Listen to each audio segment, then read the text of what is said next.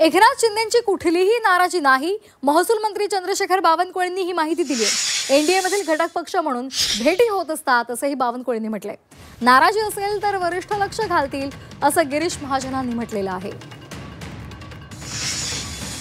माननीय एकनाथ शिंदेजींची परवाच मी भेट घेतली होती। कुठलाही नाराजीचा सूर नाही आहे। काल माननीय अमित भाईकडे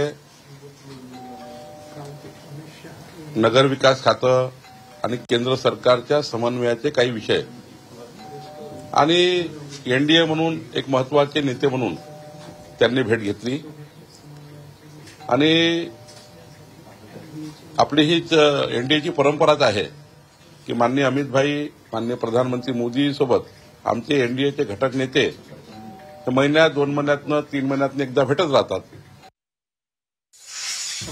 आता अमित भाईंनीच बघितल्यावर मी काय बोलायचं?